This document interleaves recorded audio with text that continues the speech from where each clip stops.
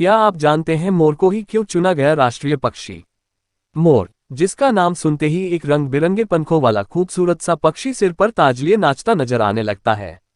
पक्षियों का राजा कहा जाने वाला यह मोर जब पंख फैलाकर नाचता है तो देखने वाले मंत्रमुग्ध हो जाते हैं। ऐसा लगता है इसने हीरो जरी शाही पोशाक पहनी हुई है। मोर को भारत का राष्ट्रीय पक्षी चुने जाने के पीछे सिर्फ उसकी खूबसूरती ही एक कारण नहीं बल्कि और भी कई वजह हैं जिनके चलते यह इस मुकाम पर है। जब देश के राष्ट्रीय पक्षी का चयन किया जा रहा था तो मोर के अलावा कई पक्षियों के नाम भी इसमें शामिल थे, लेकिन चुना सिर्फ इसे ही गया। माधवी कृष्णन ने 1961 में लिखे अपने एक आर्टिकल में कहा था कि भारतीय वन्य प्राणी बोर्ड की उटाकामुंड में बैठक हुई थी।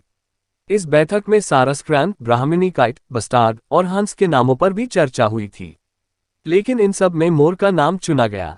दरअसल इसके लिए जो गाइडलाइंस बनाई गई थी उनके अनुसार राष्ट्रीय पक्षी घोषित किए जाने के लिए उस पक्षी का देश के सभी हिस्सों में मौजूद होना जरूरी है। इसके अलावा आम आदमी इसे पहचान सके, साथ ही इसे किसी भी सरकारी पब्लिकेशन में डिपिक्ट किया जा सके।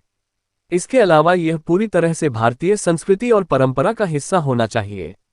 इसके बाद मोर को 26 जनवरी 1963 को भारत का राष्ट्रीय पक्षी घोषित कर दिया गया क्योंकि यह शिष्टता और सुंदरता का प्रतीक है।